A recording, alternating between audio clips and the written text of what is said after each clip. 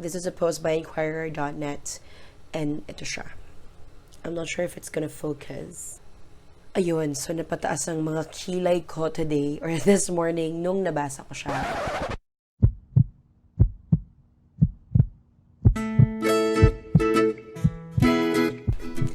Hello! So, for today, you have to bear with my voice because I've been sick for 5 days. Sobrang, feeling ko upper respiratory tract infection siya. Nahawa ako sa mga kapatid ko. But yes, so please bear with me.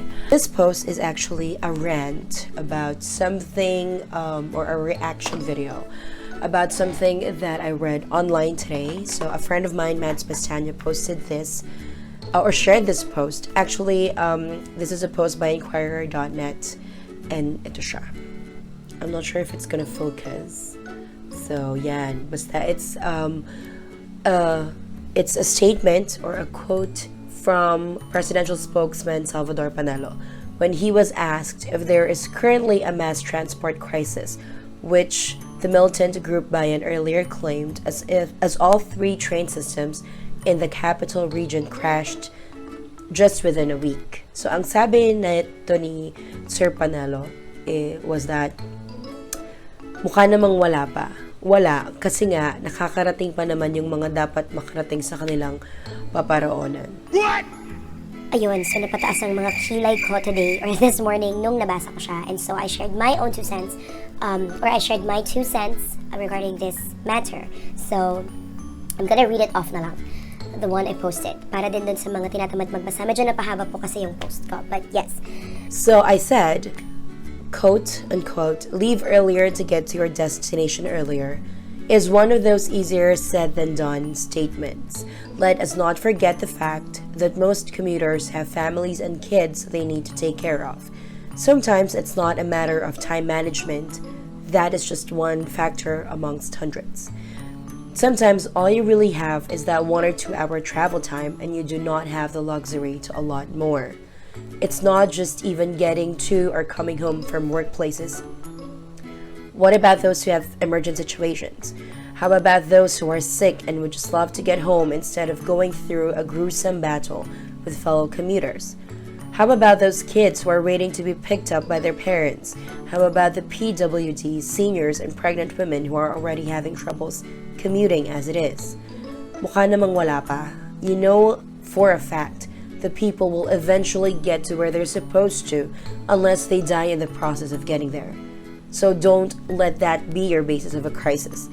Mukha namang wala pa.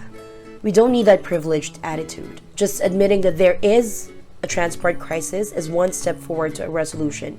But you even have the audacity to be sarcastic because I don't think you are being ignorant.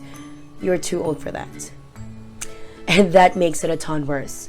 I am not just complaining for the heck of it. I have experienced these horrific commuting scenarios too many times for me to not know how big of an issue this is. I know nothing about solving other people's problems, let alone a nation's, and I'm pretty sure you have a lot on your plate. However, statements like this just irk me to the core.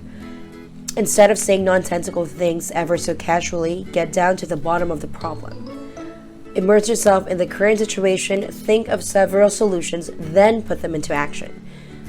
I know it's easier said than done, but at least you're taking actions, not just releasing words that are more upsetting than the actual crisis.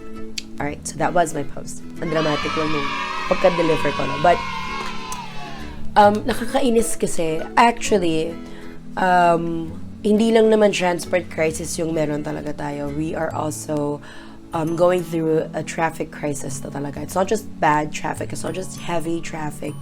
It is also a crisis. And this has been going on for years. Sobrang lala na nung traffic issue and nung transport issue. Like, lalo na sa may bandang Makati, because that's usually where I go. Lagi na lang may battle, lagi na lang may agawang bus na nangyayari. And especially pag umuulan, ang lala. And the trains, because I rarely ride LRTs and MRTs because I'm a bit claustrophobic and also hindi maarte po ako sa when it comes to yung kulob na amoy. I don't really ride the trains. Tapos naapakan yung pa ako. Ang laki-laki kong tao. Diba? So, ayoko nakikipagsiksikan talaga. And sobrang po kasi akong pawisin. So, ayoko pong nakaka-hassle na ng ibang tao. Sabihin, ba itong taba-taba naman itong taong to nakikipagsiksikan pa. But I'm just one of those more on the heavy side na commuters. Marami ring iba na wala silang choice or wala silang patience to not ride the train. Like me, ako talaga, okay lang sa akin mag-bus. Basta lang hindi ako makikipagsapalaran sa ganon kasikip. Kawawa naman po talaga yung mga commuters. If you are a fellow commuter like me, or even yung mga motorists, you know how lala or how worse the situation is. Drivers and commuters, alam niyo yan. Sa pang napansin ko, ngayon sa traffic naman, kasi yung mga construction, the road constructions that they do, minsan sabay-sabay. Hindi ko alam kung dapat ba sabay-sabay talaga kayo. Or like for example, because when I go sa further south naman, like Palaguna na, meron doon town after town after town, lahat yon yung bridges nila ginagawa at the same time. Connecting yung roads na to eh. For you to get to one town, you have to go through the others. Para makarating ito sa kabilang town naman na gusto mong puntahan. So, bakit yung dito may nag-road expansion or nag-road widen? Tapos dito ginagawa naman yung bridge na naman. Tapos dito ganun din. So, parang yung nandito sa side na to, naka-block na, one way na siya, you have to go through a different route. Tapos doon sa mismong alternate route, meron din ginagawa. So, paano makakadaan yung mga tao or yung mga cars kung lahat yung nakasarado? Tapos wala naman ng ibang pwedeng daanan. Napakamalaking perwisyo talaga. It takes a lot of time. You know, it takes yung typical na 20-minute travel time or 15-minute travel time with traffic. Nagiging 1 hour na siya. Can you imagine yung lala nun? Tapos you would say na, just leave earlier. Oh, just leave the house earlier. Pwede ba yun? If hindi naman natin din hawak yung traffic eh. Paano pag paano pag may accident pa or may banggaan pa. Tapos sabay pa yung nagugulihan. So sana naman, itong mga nag-construct ng roads, pwede po ba kayong mag-usap-usap? Pwede po ba kayong mag-coordinate man lang na, uy, gagawin namin tong bridge baka pwede nyo naman buksan yung part na to. Tapos, para may madadaanan naman yung mga tao. Higayan kayo sa schedule. Pwede onti lang yung buksan yung part. Huwag nyo naman sakupin yung buo na wala na talaga makakadaan. I don't know anything about how it works again, yung sa mga road construction. Pero sana naman, gawan nyo po ng system. Gawan nyo ng schedule. Make it more organized. Para din hindi sagabal sa lahat. Kasi ang hirap guys. Ang hirap po talaga mag-adjust. I hope mayroon makapanood nito. I don't know how. Pero sana may makapanood ito na who works in that department maybe, or I don't know, yun lang yung rant namin, consumer side, yung commuter side, na sana gawin yung mas organized or mas systemized the way you do things. And super na-appreciate naman po namin whenever a road frees or nagiging maluwag, like widens talaga, and we pass by that road. Na-appreciate namin yun na parang, oh, buti naman, may nagawa na sila solution for this one. Oh, thank God, ang ayos na nitong daan na to. Ang galing naman. Goal met yon sa inyo, no? Pag ganun yung reactions ng mga dumadaan. Pero yun nga, I guess you can't blame us then if we have a say naman or we have a lot of complaints. Kasi kami yung talagang nagsasuffer every day. Alam kong it's very difficult to fix these kinds of things kasi nga, syempre, ang dami ring jeep, ang dami ring jeepneys, ang daming buses, ang dami na talagang cars going. And don't get me started on the motorcycles. Yes. I have nothing against motorcyclists, okay? Lalo na yung mga sobrang marunong talagang sumunod sa traffic rules and all that. Pero isa pa rin yun, isa pa rin issue yun, like yung mga jeepney na bigla na lang nagbababa sa gitna ng daan na nagkukos ng traffic, yung mga motorcycles na bawal mag-brake, hindi nila alam mag-brake, siguro walang brake yung mga motor nila. Na parang nakakatakot na pong tumawid kahit sa pedestrian ka na mismo tatawid. Kasi hindi mo alam, baka ma-hit and run ka na ng motorcycles. This happened to me, like hindi naman super na hit and run ako, pero almost. Like several times, siguro mga 6 times kung bibilangin ko na. So nakakatakot na talagang tumawid. Magaling po akong tumawid. Pero even then, hindi mo naman din hawak yung skills sa itong mga drivers na to. And also, yung mga e-bikes, Ang lala.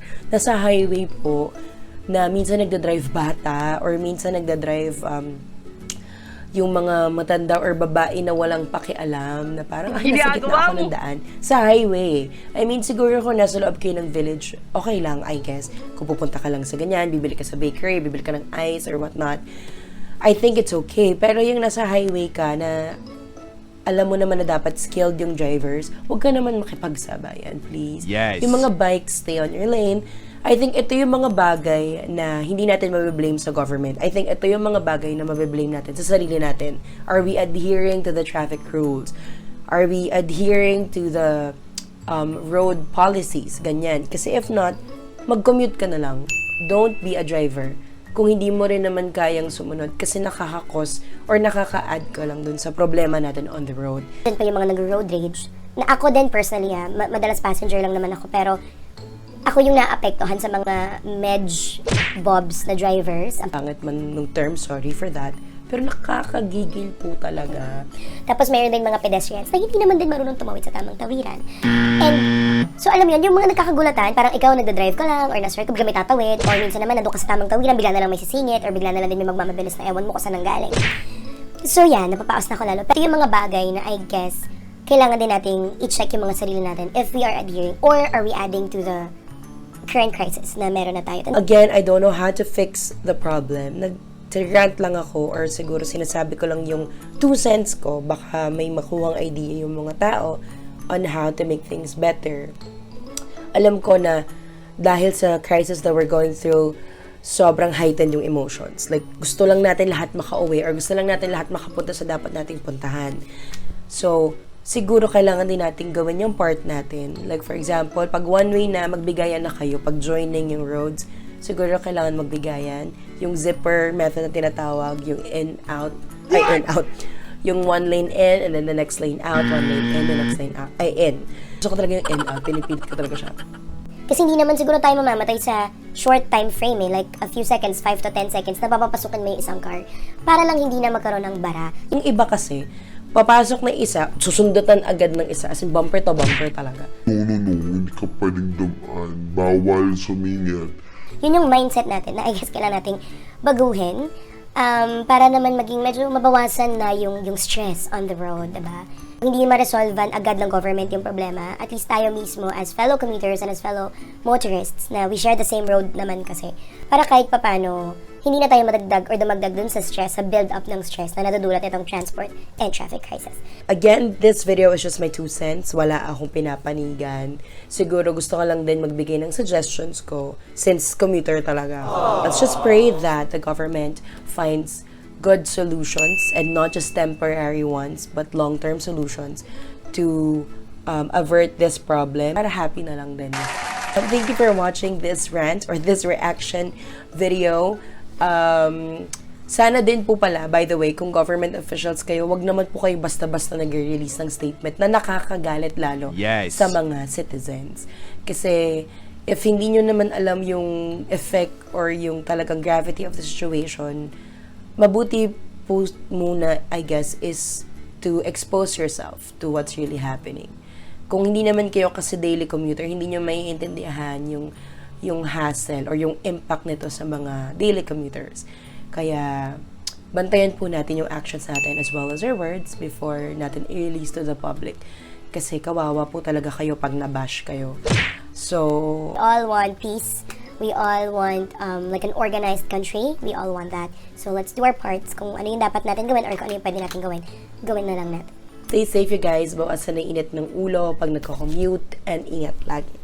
Bye!